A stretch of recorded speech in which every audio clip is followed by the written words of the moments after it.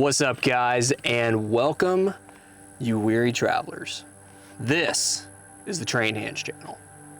What 3 guns would I own if that's all I could have? I'll kick things off by saying this video is especially relevant for me, as I essentially only own 3 guns in the first place. In all reality, I am a few over that, but in this video I am highlighting my approach that I've personally taken as a prepared citizen of really honing in on less is more, while also prioritizing practicality and purpose above all else. So, first pick, which should be an inherent given, the handgun. The handgun is diverse enough in its capabilities to fill the vast majority of most individuals' realistic needs, especially within a civil society under the rule of law, aka current everyday life in a first world country. The handgun fills the first primary role of a concealable platform that can be carried on body essentially anywhere you choose to do so. Ballistically, the handgun is capable enough for a skilled shooter to effectively engage the vast majority of threats in a relative radius to 50 yards.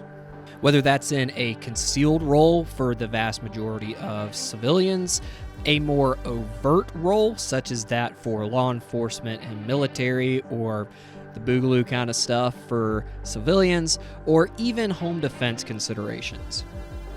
In regards to handgun type, for myself, I choose a duty-oriented handgun, first a Glock 19 and then this G45 that I own and show here, as my sole handgun for the longest time, essentially until recently attaining a micro option with the SIG X macro.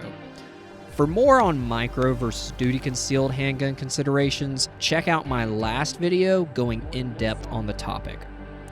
The handgun's primary pros: size relative to concealability, which frankly the vast majority of realistic scenarios one would face in order of likelihood as a civilian would prioritize, if not require, covert/concealed considerations.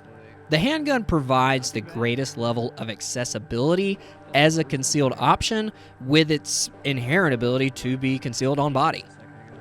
Primary cons: it is arguably the most difficult category of firearms to effectively utilize. Simply put, it's hard to shoot handguns and the vast majority suck at it. By the way, don't be one of those people. If you train with nothing else, train with your concealed handgun.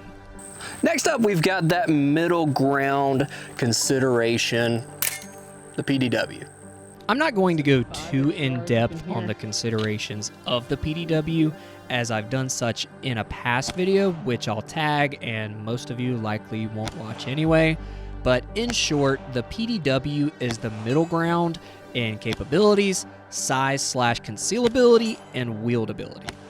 Pros: it does wieldability and most capabilities better than the handgun, and it does concealability at a mid-level comparative to the handgun. Obviously not at the same level as the handgun, as you have to conceal the PDW off body, like as in a bag. Caveat: except the Flux Defense P365 Raider has some prospects with inside the waistband carry. Go check it out if you're not familiar. But it does do astronomically better than its big brother counterpart, which we will get to shortly. Cons: the primary con of the PDW comes down to its abilities ballistically. The PDW that properly fits into the PDW category is currently only options that are chambered in handgun calibers, almost always being 9mm. While 9mm is still a capable cartridge, especially within 100 yards, it's known not to be the best option, hence our final selection. Last but not least, the greatest of the great and the dreams of most, the fighting rifle, or specifically here, the general purpose rifle. Fighting rifles in an AR platform are the best next level up from the PDW and are the option that most gravitate towards after the handgun. which, to be clear, isn't necessarily wrong. Whether you select the PDW first or the fighting rifle first is fairly dependent on that individual's priorities. Under the considerations of capability and wieldability, the fighting rifle is the inarguable ideal option. The concepts behind the GPR are pretty well understood within the industry at this point, so if you're unfamiliar, I'd recommend you look into such more thoroughly.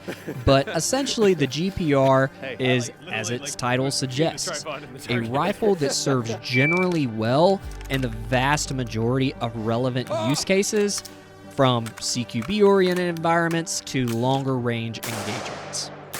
While the GPR isn't the best fighting rifle option for all considerations, it serves well in this category in its literal general purpose capabilities.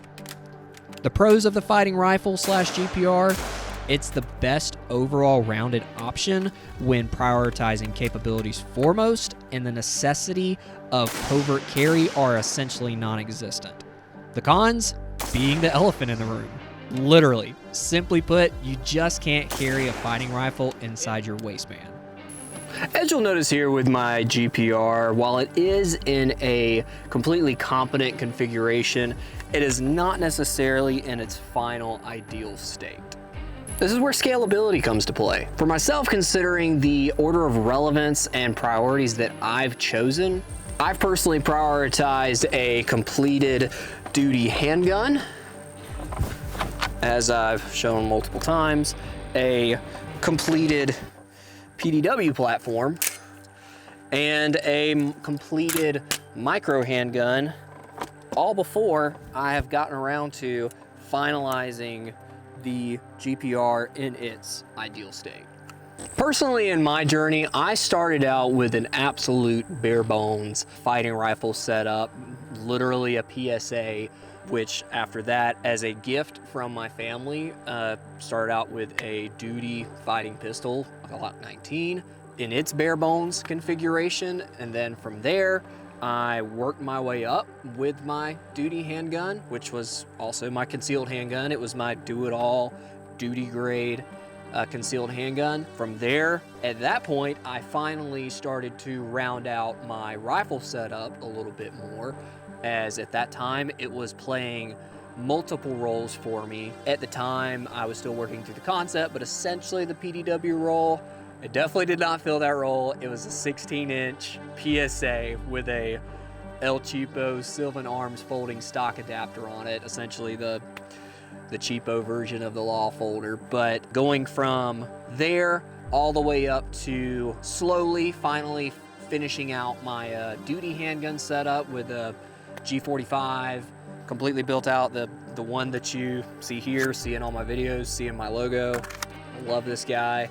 I mean, essentially this is the gun that I became a rounded shooter on, and more relatively recent time, in the last year or so, building up the PDW that I have here. I knew I wanted some kind of a PDW. I'd been looking at the Raider for many years. I mean, essentially since they first came out, and finally came into the place where not only it made sense from a technical perspective, but financially made sense for the season that we were in and the capabilities that we had.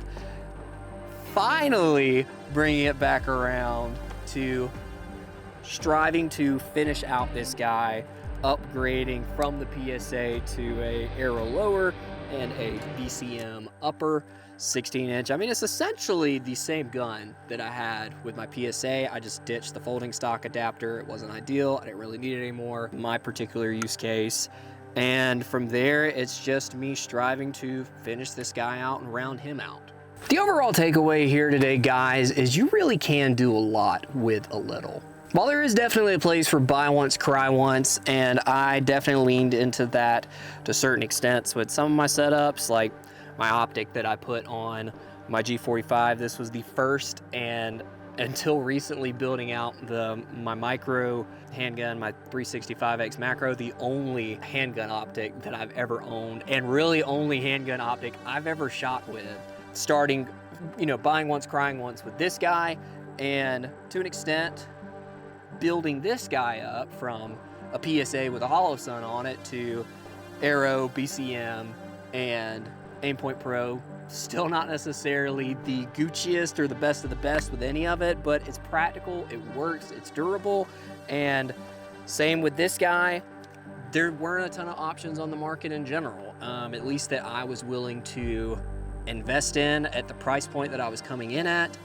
It just made the most sense for me to go ahead and essentially approach this as if it was another rifle type platform, not trying to cheap out and get literally the cheapest entry point into the market for this type of a platform, and just look at it as its entirely own platform, and the Flux Raider was what we landed on. While some may have the financial capabilities to go ahead and just go all in, or the financial irresponsibility for others, there are undoubtedly ways to practically progress in a wise, prepared, fiscally responsible manner that still allows for a wide range of capabilities. And we're not just talking about guns here, guys.